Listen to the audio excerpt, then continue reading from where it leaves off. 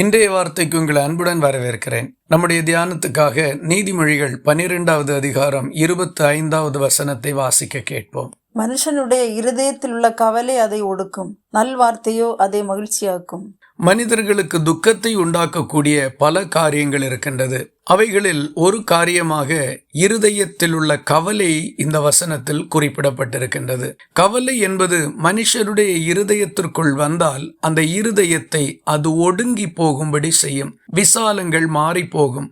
மகிழ்ச்சியும் களிப்பும் எல்லாம் அதிலிருந்து வெளியேறிவிடும். கவலை ஒன்று மட்டும் இருதயத்தை ஆளுகை செய்ய ஆரம்பிக்கும். இப்படி கவலைப்படக்கூடிய மனிதர்கள் ஏதாகிலும் ஒரு நிலையில் விடுதலை உண்டாகாதா என்று ஏங்குவார்கள். இந்த வசனம் சொல்லுகிறது, நல்வார்த்தையோ அதை மகிழ்ச்சியாக்கும் என்று. ஆம், ஒரு மனிதன் கவலையோடு இருக்கும் பொழுது அவர்களிடத்தில் நாம் பேசக்கூடிய நம்பிக்கையின் நல்வார்த்தைகள், விசுவாசத்தின் நல்ல வார்த்தைகள் அந்த கவலையை இருதயத்தை விட்டு வெளியேற்றிவிடும். இது ஆண்டவர் நமக்கு கொடுத்திருக்கின்ற நாள்.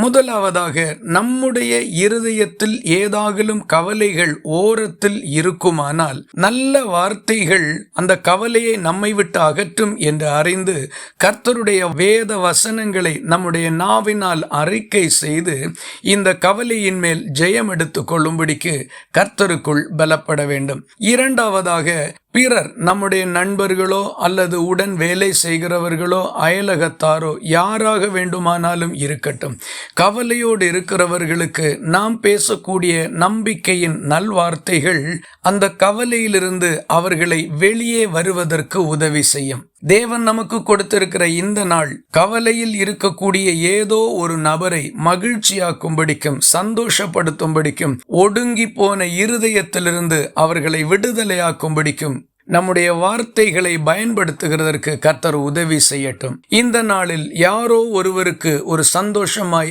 ஆசீர்வாதமாய் நாம் மாறிவிடுவோம். அதிலே கர்த்தர் பிரியமுள்ளவராக இருக்கிறார். இந்த நாள் கவலை இல்லாத நாளாய் நமக்கு இருக்கட்டும். நம்மை சார்ந்தவர்களுக்கும் இது ஒரு சந்தோஷத்தின் நாளாய் இருக்கட்டும். இந்த வார்த்தைகள் இந்த நாள் முழுவதும் உங்களுக்கு ஒரு ஆசீர்வாதமாய் இருப்பதாக. ஜெபிக்கலாமா?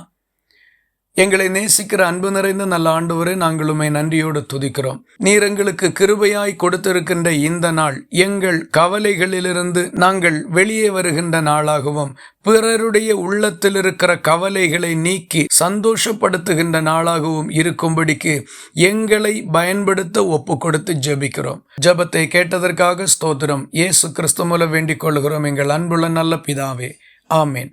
கர்த்தர் தாமே உங்களை ஆசீர்வதிப்பாராக.